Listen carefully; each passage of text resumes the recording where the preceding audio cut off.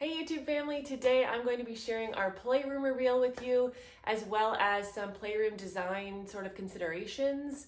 I'll share the things I wish I had done differently, sources to all the different objects and fun things in the room, as well as where our inspiration came from, and some behind the scenes of me building the built-ins that I made on an entire wall.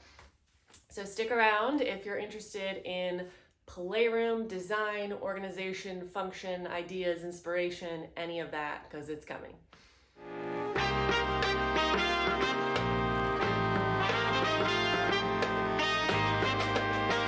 Okay, now I'm giving you this sort of interesting vantage point because I want you to see that this playroom is directly off of the kitchen and the living room is this way. And then the patio sliders are here, so this is our access to the backyard. For now, this is what we're working with, and I'm gonna move out of the way so you can actually see what the whole thing looks like. All right, so first I'm just gonna carry this around and give you a really quick tour. There's the built-ins with drawers. Here is the access to the backyard. Over here, there's sort of a building table. That's our dog Murphy, who wants to be included. And this is a dollhouse that I built, and I'll link the plans to in the description of the video. This is sort of the, obviously the kitchen and doll area, gallery wall. Seasonal books usually go here. So that's just a rough overview, and then I'll switch around and show you guys some details. What I want to talk about now is some design considerations when you're thinking of a playroom. So we wanted this space to be functional now, but also in the future. So the biggest part of that was this bench. The drawers, of course, pull out, and this is an Anna White plan, which I sort of adapted to fit my built-ins, and I will share that in the description of the video. So the bench is chair height. So later, when our daughter is not using a sort of play table like this, when she's bigger and we're looking at more like art stations, homework stations, things like that, this is the perfect seat height so that a table can go here. That we didn't want this playroom to only work now, right? We don't want to build built-ins more than once because it's a big to-do. The other thing that we did change about this room is the window treatments.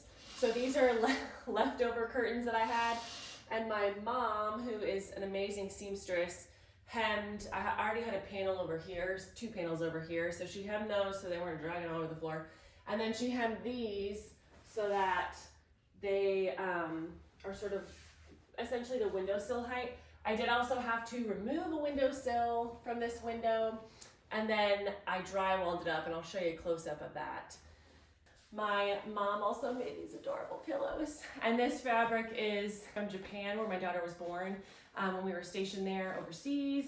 So this fabric wasn't being used for anything, and it's literally perfect in here. It was meant to be.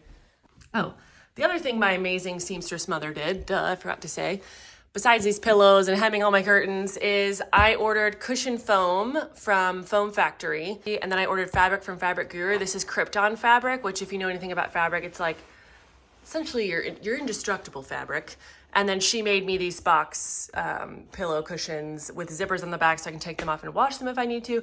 And this has been a game changer for the bench because I had nowhere to sit and drink my coffee when my daughter was in here playing in the morning, and now I do, and it's like actually a comfy spot, so that makes a world of difference.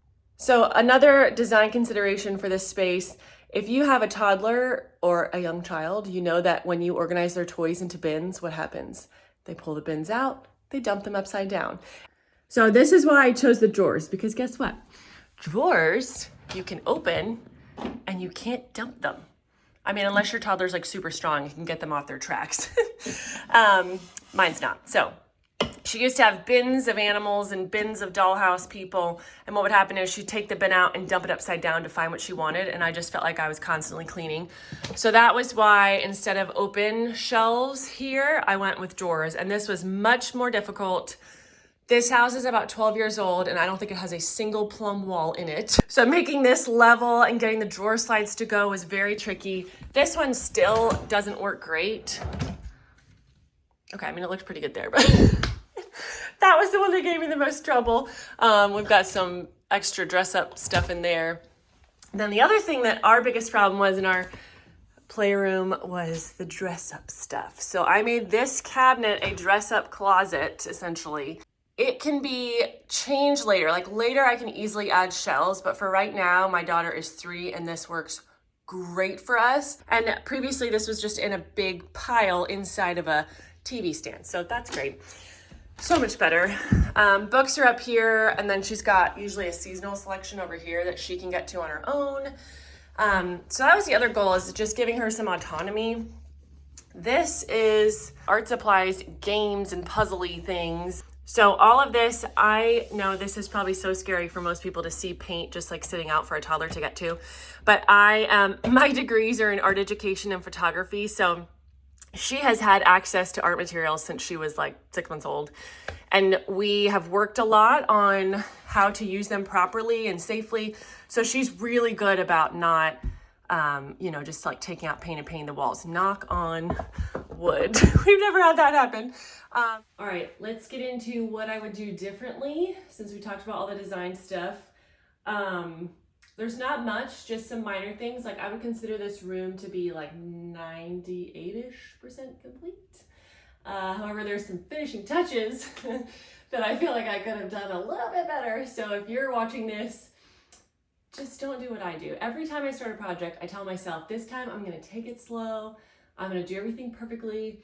And then what ends up happening is I have like an hour to work on stuff. And so I go really, really fast and just get her done.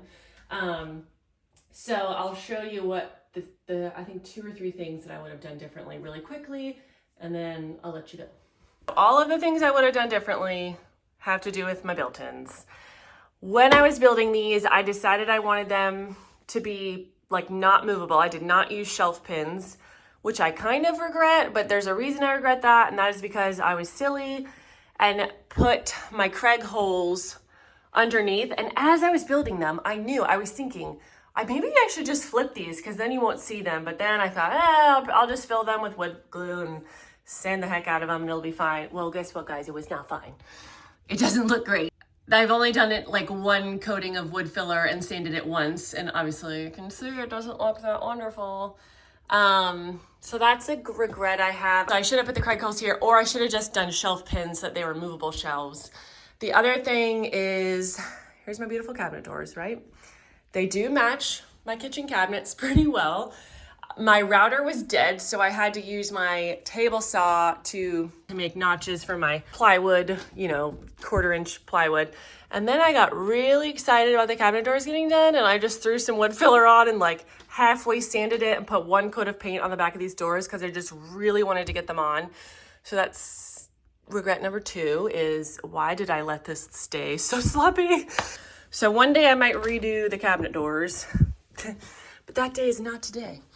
And that's pretty much it for the things I regret. If you have questions about this playroom, the design, sourcing stuff that's in it, anything you saw that you want to know where I got it from, just comment on the video and I'll do my best to get back to you. Thanks so much for watching. It's so fun to have this YouTube channel and be able to share all this stuff, because I have just really enjoyed being a homeowner and being able to put our stamp on this house and make it work for us. And I hope that it inspires you to do the same thing.